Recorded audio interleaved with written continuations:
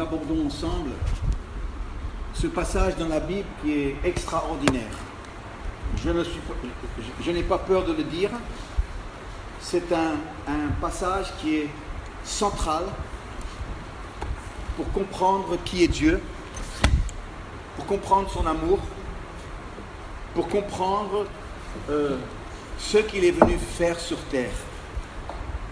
Je parle bien sûr de Luc, l'évangile de Luc, chapitre 15.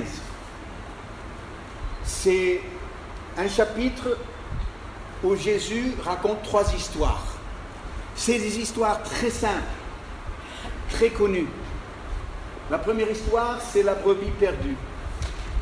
La deuxième, c'est la drachme perdue. La troisième histoire, c'est le fils perdu, le fils prodigue. C'est Jésus qui parle à un auditoire très divers. Dans son auditoire, il y a les pharisiens qui sont remplis de critiques et de murmures. Il y a aussi les gens de mauvaise vie, comme les appellent les évangélistes. Ce sont des gens qui trafiquent, qui exploitent, qui étaient des péagers, mais le métier ou la profession de péager à l'époque, ce n'était pas comme un agent des impôts aujourd'hui, respectable bien sûr. Non. Ici, Jésus est en train de parler aux 2 extrêmes et il veut qu'ils comprennent qui est Dieu pour eux. Et il leur raconte ces 3 histoires et dans ces 3 histoires, le personnage principal, c'est Dieu. Et nous avons vu que Dieu est à la fois un berger qui ne supporte pas de perdre une brebis. Ce n'est pas un homme d'affaires, il ne met pas une croix sur une brebis en disant c'est pas grave, je la remplacerai. Chaque brebis a son nom, chaque brebis a son importance, il les connaît par leur nom. Il quitte les 99 pour aller à la recherche de la brebis perdue. Dieu est aussi cette femme angoissée, est-ce que vous vous souvenez de la semaine dernière? Jésus nous présente un Dieu qui a un côté humain, qui connaît le stress, le souci de perdre quelque chose de grande valeur à ses yeux. Et cette femme, elle va tout faire pour retrouver, elle va chercher avec soin, elle va chercher en allumant une lampe. L'Église est une lampe allumée dans les mains d'un Dieu qui cherche ce qu'il a perdu sur cette terre. La femme cherche avec un balai parce que cette pièce est dans les poussières de ce monde, celle qu'elle a perdue. Elle cherche c'est une jusqu'à-boutiste. J'espère que vous êtes quelqu'un qui est jusqu'à-boutiste. Parce que de chercher sans trouver, ça ne sert à rien. De chercher pour trouver jusqu'à ce qu'on trouve, alors là, la recherche valait la peine. Et maintenant, nous arrivons à notre troisième histoire. Je vous ai dit la semaine dernière que ça monte en augmentant l'intensité.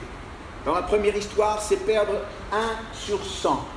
Dans la deuxième histoire, la personne perd 1 sur 10. Dans cette troisième histoire, le père va perdre 1 sur 2.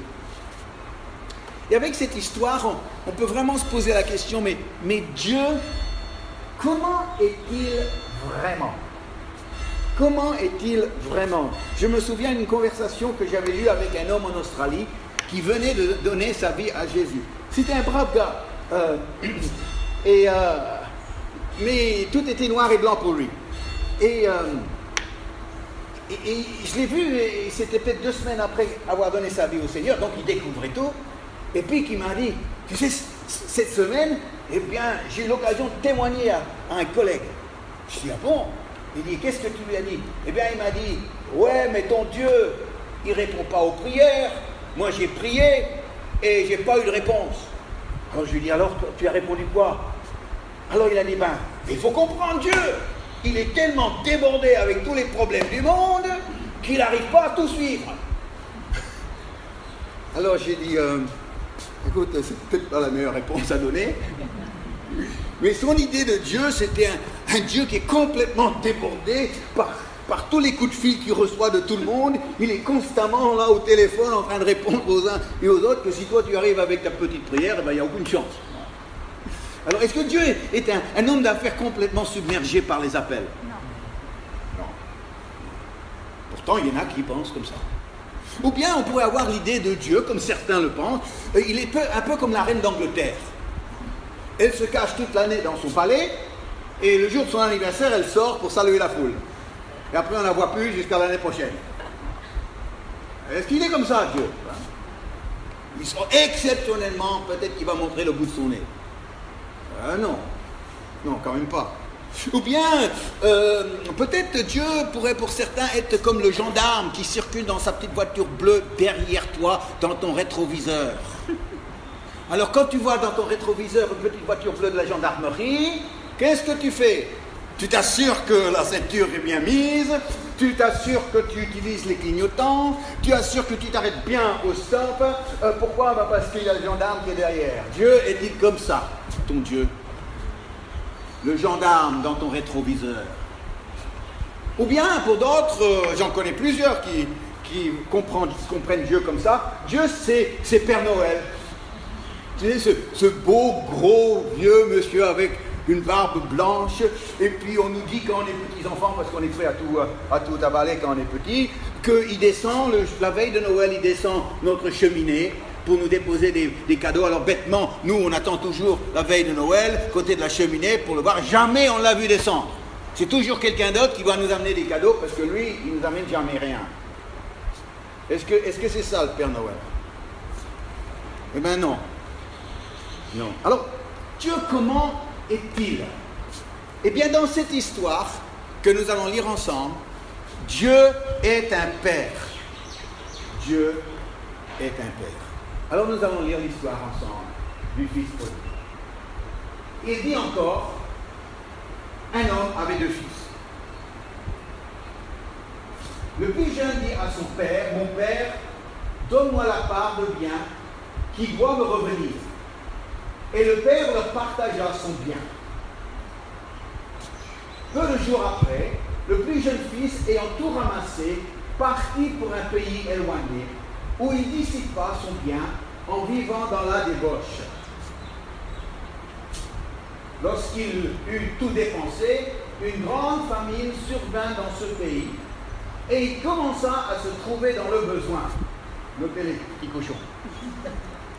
Il alla se mettre au service d'un des habitants du pays, qui l'envoya dans ses champs garder les pourceaux.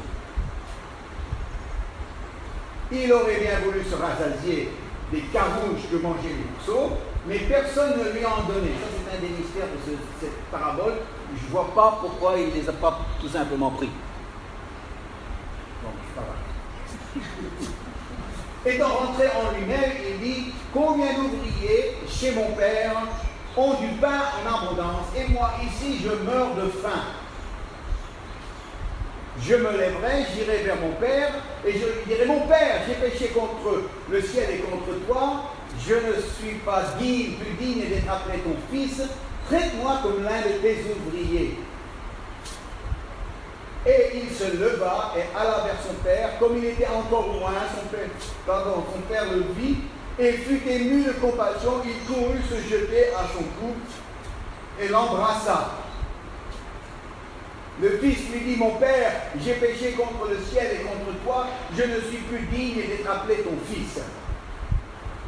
Mais le père dit à ses serviteurs, apportez vite la plus belle robe et revêtez-le, mettez-lui un anneau au doigt et des souliers aux pieds. Amenez le veau gras et tuez-le. Mangeons et réjouissons-nous. Car mon fils que voici était mort et il est revenu à la vie. Il était perdu et il est retrouvé. Et ils commencèrent à se réjouir. Or, le fils aîné étant dans les champs, lorsqu'il revint et approcha de la maison, il entendit la musique et les danses. Il appela un des serviteurs et lui demanda ce que c'était. Ce serviteur lui dit, ton frère est de retour, et ton père a tué le veau gras parce qu'il l'a retrouvé en bonne santé. Il se mit en colère et ne voulut pas entrer. Son père sortit et le pria d'entrer. Mais il répondit à son père, voici, il y a tant d'années que je te sers, sans avoir jamais transgressé tes ordres, et jamais tu m'as donné un chevreau pour que je me réjouisse avec mes amis. Et quand ton fils est arrivé, celui qui a mangé ton bien avec les prostituées, c'est pour lui que tu as tué le veau gras. Mon fils, ou mon enfant, lui dit le père, tu es toujours avec moi, et tout ce que j'ai est à toi. Mais il fallait bien s'égayer et se réjouir, parce que ton frère, que voici, était mort, et qu'il est revenu à la vie, parce qu'il était perdu, et qu'il est retrouvé. Amen. Belle histoire, très connue, n'est-ce pas? Mais, on va la regarder, et on va la lire à travers un autre filtre aujourd'hui. Parce que souvent, cette histoire, quand on la lit, on se met à la place du fils prodigue. Et on suit de près ce qui se passe. Et ce matin, moi, j'aimerais avec vous me mettre à la place du père pour essayer de comprendre ce que le père a vécu dans toute cette histoire. Dieu est présenté dans cette histoire comme un père. Pour nous, ça nous semble normal. Mais pour les Juifs, ce n'était pas du tout normal. Parce qu'ils ne voyaient pas Dieu, l'Éternel, comme un père. Ils le voyaient comme un créateur, ils le voyaient comme le libérateur, ils le voyaient comme un juge, comme un seigneur, l'Éternel, mais pas un père. Il y a très peu de passages dans l'Ancien Testament qui parlent de Dieu comme un père. Et c'est pour ça qu'ils ont réagi quand Jésus a parlé de Dieu comme son père. Parce que pour eux, Dieu était le Dieu de leur père. Quand Jésus a dit, il a fait référence à son Père céleste, eh bien eux, ils ont répondu, Abraham est notre père. Parce que Dieu n'était pas leur père, il était le Dieu de leur père. Et c'était une distinction importante pour les Juifs. Et donc, au niveau dans l'enseignement de ses disciples, une des choses les plus importantes que Jésus a dû faire passer, c'est une nouvelle conception de Dieu comme un père. Et c'est comme ça, et c'est pour ça que quand les disciples sont venus et ils ont dit à Jésus, enseigne-nous à prier, et bien Jésus a commencé, il a dit, quand vous priez, vous dites ceci, notre Père qui es aux cieux. C'était une révolution dans la prière, ça. Parce qu'ici, on s'approchait maintenant d'un père que le juif, eh bien, ne faisait pas. Alors, on va regarder cette histoire du côté du père. Je m'explique. En fait, je suis un peu déçu avec cette histoire, à vrai dire. Je suis un peu déçu surtout au niveau du commencement. Parce que quand on remonte tout de suite au début, au verset c'était 17, eh bien, en deux versets, non, c'est bien avant ça. En deux versets, il y a le scénario qui est présenté. C'est très rapide comme scénario. Si on peut revenir à tout au début du PowerPoint. Voilà. Et tout simplement, on apprend que c'est une famille aisée. Le père a des propriétés. Il y a deux fils. On ne parle pas de la mère, mais elle doit être là. Et bien voilà, un des fils est rebelle, le plus jeune. Il exige sa part d'héritage, même si le père n'est pas encore mort. Le père lui donne son argent et le fils, bien, il se casse. Et voilà. Et c'est tout. On ne sait pas comment il est parti. On ne sait pas l'effet de comment tout cela a eu sur les parents. Alors, comment est-ce que le fils est parti? Est-ce qu'il est arrivé un jour, il voit son père au bureau et il dit, papa, écoute, tu sais, je suis jeune, je veux profiter de la vie, je veux faire des voyages, je veux visiter le monde entier, alors écoute, je prends l'argent que tu m'as donné et je m'en vais. Oui, mon fils, c'est très bien, tu es jeune, fais ta vie, n'oublie pas d'envoyer une carte postale pour ta mère. Est-ce que c'est comme ça que ça s'est fait? Non, je crois pas. Ou bien, peut-être c'est que il s'est couché un soir où il ne s'est pas couché, il est rentré dans sa chambre, il a attendu que tout le monde soit au lit endormi, il ouvre la fenêtre, il saute par la fenêtre, il descend la route en courant, je suis libre, je suis libre, je suis libre. Est-ce que c'est comme ça? Je sais pas. Je crois pas. Moi, je préfère la comédie italienne. La famille est dans le salon, devant un feu de cheminée. Papa, dans son fauteuil préféré, est en train de lire le journal. Maman, sur le canapé, tricote, fait son tricotage. Le fils aîné joue avec le chien. Quand tout d'un coup la porte s'ouvre et le jeune rentre et dit « Papa, maman, j'en ai assez, je m'en vais ». Le père se lève et dit « Je l'interdis ». La mère, elle éclate en sanglots « Mon bébé !» Le frère le regarde, il dit « Imbécile !» et le chien aboie. Moi, je crois que c'était comme ça que ça s'est fait. Mais on ne sait pas. Jésus ne nous a pas donné le détail. Pourtant, il y a beaucoup de détails dans cette histoire. Mais là, pour le départ, il n'y a pas beaucoup de détails. Et on n'a pas beaucoup de détails non plus sur l'effet que le départ du fils avait sur son père. Alors, comment le père a-t-il vécu le départ du fils? Eh bien, en fait, il y a deux indications. La première indication, c'est l'intensité de la joie du père au retour du fils. Parce que s'il a eu tellement de joie, une joie extrême, intense, est-ce qu'elle ne serait pas le reflet d'une souffrance et d'une peine énorme de voir partir son fils? Mais il y a une deuxième indication dans cette histoire de comment le Père a vécu le départ. Rappelons-nous que le Père, c'est Dieu. Parce que le Père, il a dit, quand le Fils est revenu, « Mon Fils qui était mort ». Et il a dit au frère, quand le frère faisait sa tête à la fin, « Ton frère qui était mort est revenu à la vie ». Le Père a vécu le départ de son Fils comme un véritable deuil, comme si quelqu'un lui avait annoncé la mort de son Fils.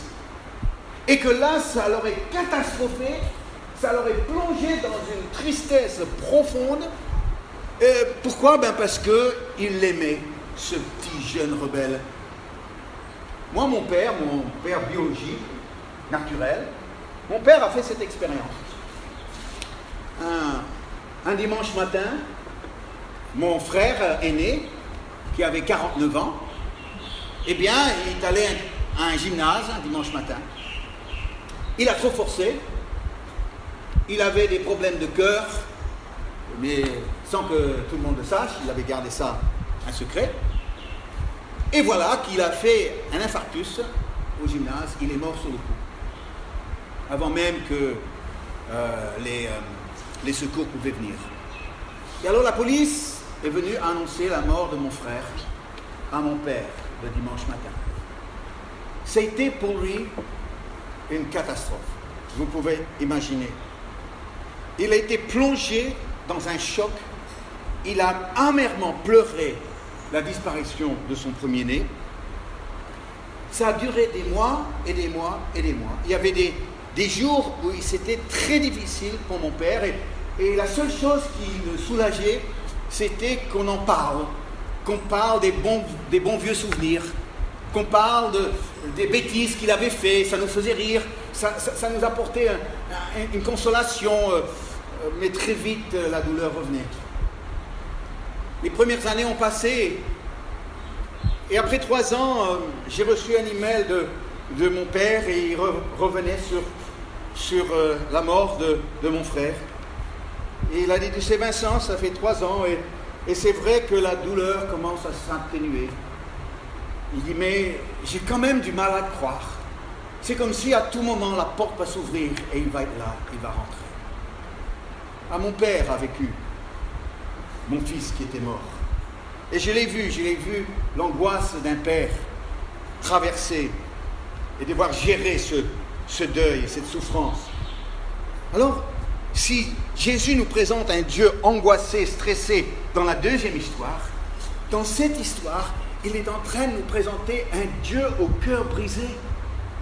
C'est pour ça que je vous dis que si on a une conception de Dieu dans la gloire, ici on a un Dieu qui a toutes nos expériences humaines que nous traversons, il les traverse aussi.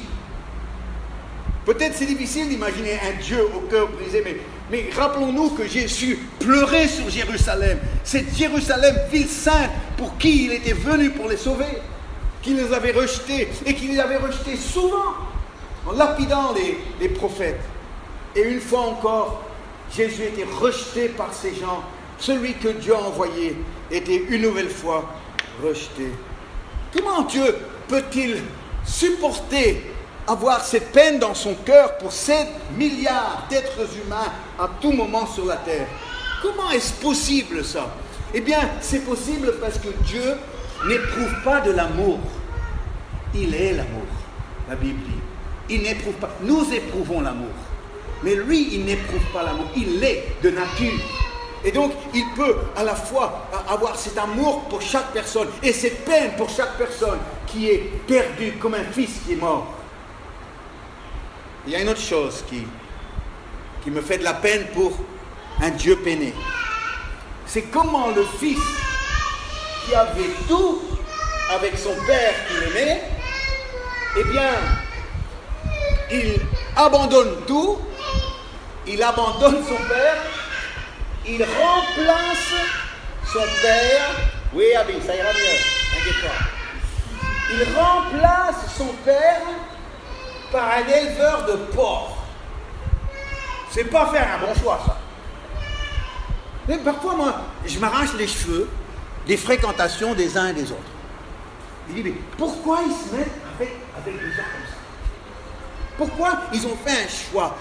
Et il dit, mais on sait que ça ne va pas bien se terminer. C'est évident, c'est gros comme ça. Je pense à une jeune fille, bien, super comme fille, chrétienne. Elle tombe amoureuse d'un jeune homme pas sérieux du tout. Et alors, je lui dis, mais pourquoi lui?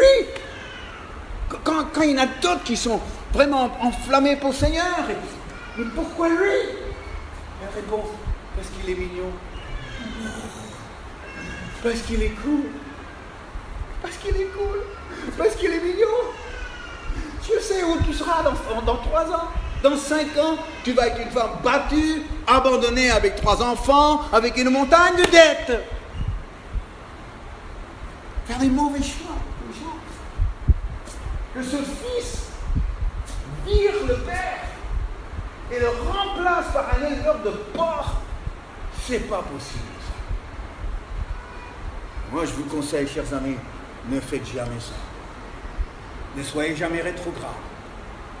Ne remplacez pas votre Père Céleste par un éleveur de porcs, parce que si vous faites ça, vous passerez votre vie avec des cochons. Bon, je ferme la parenthèse.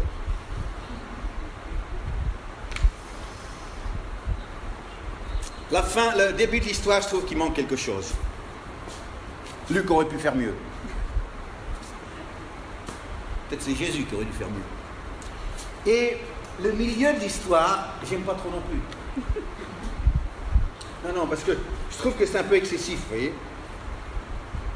Quand je lis la réaction du père, je dis, là, je ne le comprends pas. Dieu, je ne le comprends pas. Bon, c'est vrai que tout père, voyant revenir son fils, après des mois d'absence, pensant qu'il était mort, bon, c'est vrai qu'il aurait été heureux, mais franchement, le père, le fils, il ne connaît pas le père parce que le fils pense vraiment au jugement, il pense à la punition. Il revoit le père tremblant. Mais ce qu'on voit dans la réaction du père, il n'y a aucune trace de condamnation, aucune trace de punition, aucune trace de jugement. Tout ce qu'il y a, c'est la joie et la compassion. Moi, je ne comprends pas ça. En tout cas, tout ce que je peux dire, c'est que ce garçon, il a de la chance que ce n'était pas moi son père. Parce que je n'aurais pas eu la même réaction. Et quand le père le voit, il court. Il court. Là aussi, j'ai du mal à imaginer un Dieu qui court. Moi, ma conception, et je vous l'ai dit la semaine dernière, ma conception de Dieu, c'est le Dieu de l'Apocalypse, sur un trône, entouré de myriades, de chérubins et séraphins, ce sont des anges, et tout le monde en train de louer, lui entouré de gloire, les êtres du ciel le louent et l'adorent, et puis lui, il bénit, il reçoit la louange, il bénit. Ça, c'est ma notion de Dieu de l'Apocalypse. Mais ici, j'ai un Dieu qui se lève de son trône et qui commence à courir. C'est ce qui est étonnant. Quand quelqu'un perdu revient à Dieu, Dieu se lève de son trône et court vers lui. Et c'est là où je dis, mais pourquoi il n'a pas couru après lui quand le fils est parti? Ah, si tu veux partir, il te laisse partir. Parce qu'il faut que tu reviennes tout seul.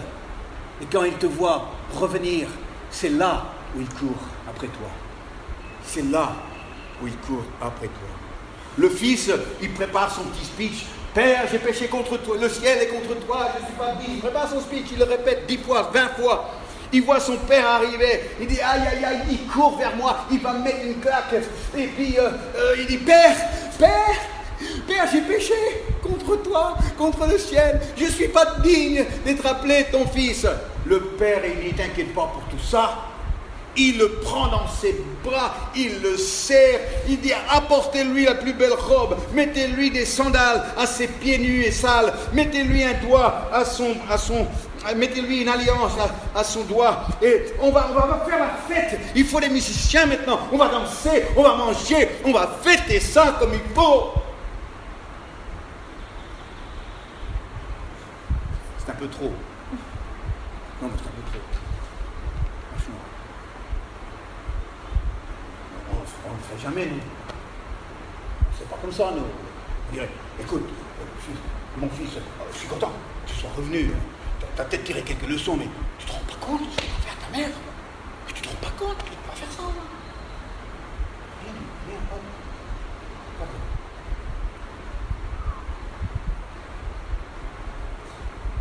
J'ai encore beaucoup de chemin à faire pour comprendre Dieu. Encore beaucoup de chemin à faire.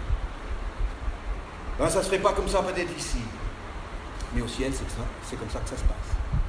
Pour quelqu'un qui revient à la maison du Père. J'ai une fois vu un père faire quelque chose de très surprenant par amour pour son fils. J'étais pasteur dans la banlieue sud de Paris et un jour, une des filles de l'église m'appelle et elle me dit « Écoute Vincent, est-ce que je peux t'amener un copain il est en pleine interrogation, il voudrait parler avec toi. » Bien sûr. Alors elle me l'a amené le soir même et puis là dans mon bureau, j'ai fait connaissance de Philippe. Philippe avait à peu près 25 ans, venait d'une bonne famille catholique, pratiquante, française, lui-même pas trop croyant, pas du tout vraiment, mais en recherche quand même. Et il revenait d'un voyage en Inde où il a découvert la méditation transcendantale. Mais il avait plein de questions. Pour toutes les réponses, il avait beaucoup plus de questions qu'il avait de réponses. Et voilà qui m'a un peu tout déballé. Et j'ai pu lui parler de Jean 14,6. Est-ce que vous connaissez Jean 14,6? Vous devrez tous connaître Jean 14,6. Je suis le chemin, la vérité et la vie. Complété. Nul ne vient au Père que par moi. J'ai partagé ce passage pour dire qu'il n'y a pas 36 chemins qui mènent au Père. Il faut être sûr d'être sur le bon. Et c'est là, ce soir même, eh bien, dans mon bureau, il a donné sa vie à Jésus. C'était vraiment un moment touchant. Il était très sincère. Et à partir de ce soir-là, eh bien, il a commencé à venir les dimanches au culte, très régulièrement, très fidèlement. Il venait aussi à l'étude biblique du mardi soir. Et après quelques semaines, il m'a parlé, il m'a dit « Vincent, écoute, j'aimerais me faire baptiser maintenant. » Alors on a fait une préparation, et puis on a prévu une date, c'était pendant un dimanche, mais l'après-midi. Et j'ai dit « Alors tes parents, ça peut être un point sensible, comment est-ce qu'ils vivent ça? » Bon, je ne leur ai pas trop parlé. Ah bon, ben, écoute, il faudrait quand même que tu leur en parles. Une semaine avant le baptême, mon téléphone sonne. Oui, bonjour, c'est monsieur Esterman, oui. Ben, je suis le papa de Philippe. Oui, monsieur Laurent, oui. Écoutez, j'apprends que vous allez baptiser mon fils dimanche prochain. Ben oui, à sa demande, hein, à sa demande. Et il dit, oui, oui, ben, c'est très bien, c'est très bien. Je me demande si vous accepteriez que je lise un passage de la Bible pendant la cérémonie. Ah, volontiers.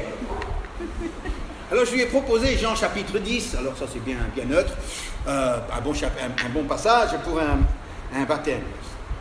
Et alors, le dimanche après-midi venu, le papa, la maman de Philippe et toute la famille arrivent habillés comme pour un mariage.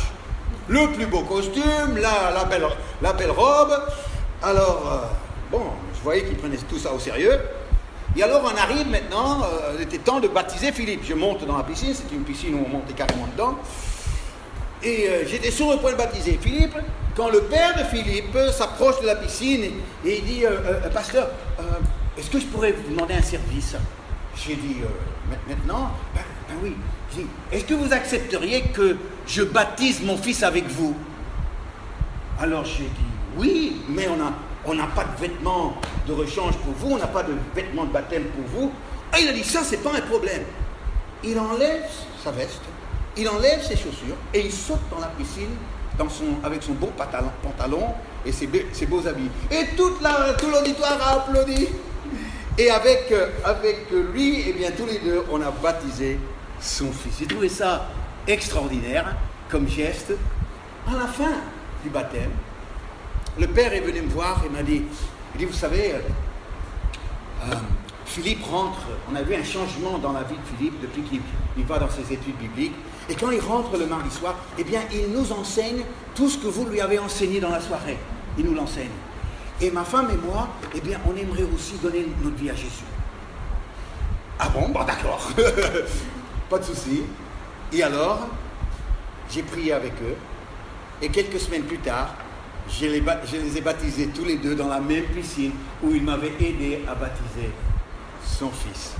Après, il y avait tellement le zèle dans leur cœur, les parents de Philippe, qu'ils se sont procurés un petit stand biblique et chaque semaine, ils allaient sur les marchés dans l'Essonne pour parler de Jésus aux gens qui étaient au marché.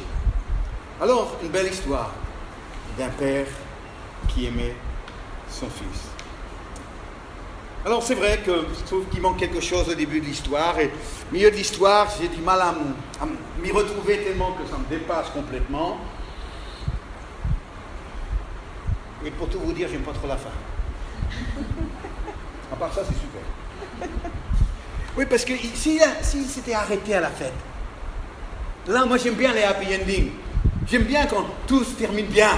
Et il aurait pu arrêter là en disant, voilà, papa content, maman content, tout le monde content parce qu'ils ont à manger, c'est vraiment la fête, super, arrête-toi là, Jésus. Ben non. Quand il aurait pu, il ne s'arrête pas là parce qu'il doit nous parler du frère aîné. Et le frère aîné réagit très mal. Il réagit complètement à l'opposé du père. Il condamne son frère. Oui, il t'a quitté, il a dépensé tout ton argent sur les prostituées. Ce qu'il disait, c'est vrai. Et après, il critique son propre père. Oui, tu m'as jamais donné un chevreau. Et maintenant, tu tues le veau gras. Et maintenant, c'est le père qui prend du fils aîné. C'est injuste. Celui qui est fidèle, il est aussi pourri, si pas plus pourri que l'autre. Sauf que sa pourriture se cache derrière la fidélité. Oh là là.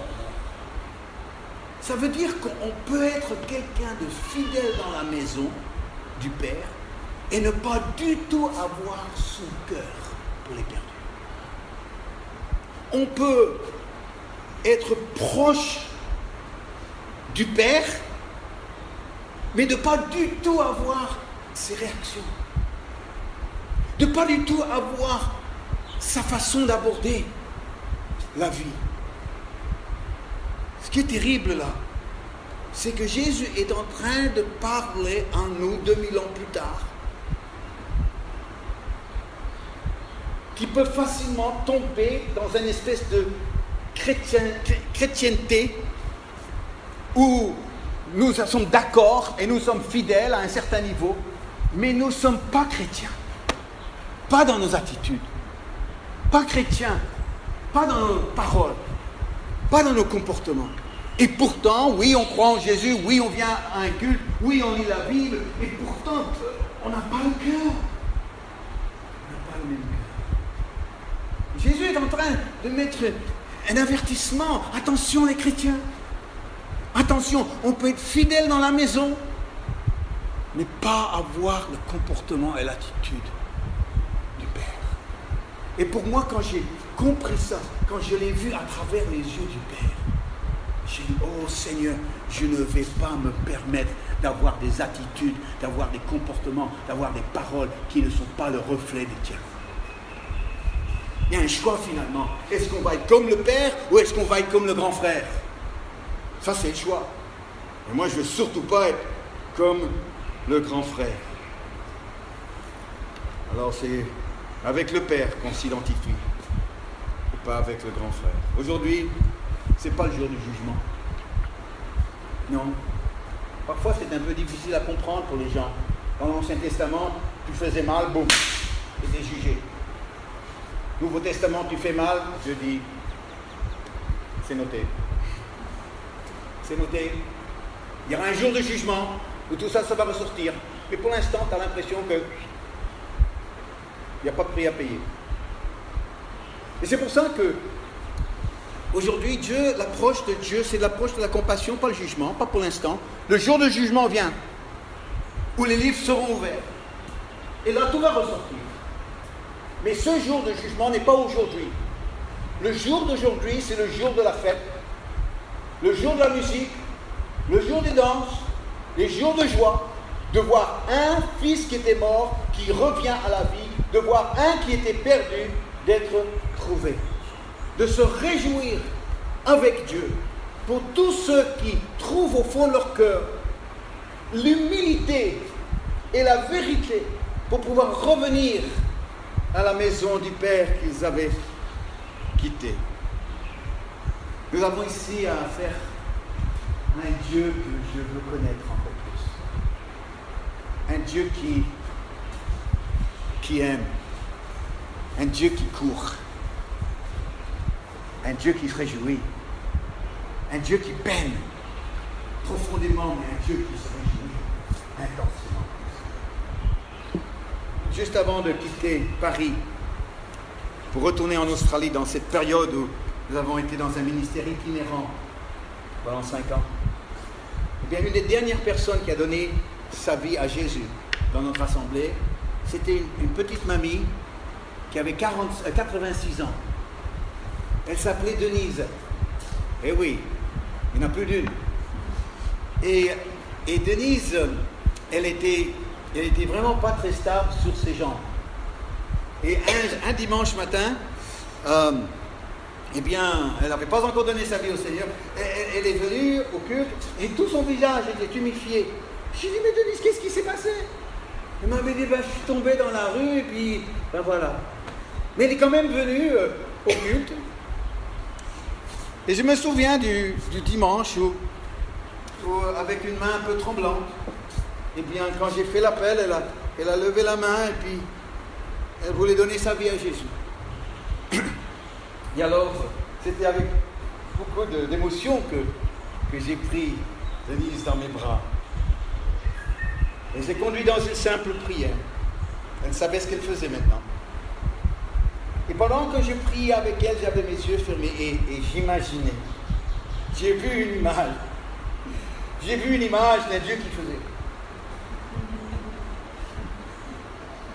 Qui se levait de son trône et qui commençait à courir sur le chemin de l'éternité vers Denise. Et quand j'ai dit, Dieu, ne la serre pas trop, elle est fragile. Et avec mes yeux fermés, je vois Dieu la prendre dans ses bras, de la porter et de la ramener à la maison. Chers amis, j'ai encore beaucoup de chemin à apprendre. Et ça, c'est, je crois, l'histoire la plus importante de la Bible. Parce que toute la Bible se retrouve dans cette histoire. Toute la Bible.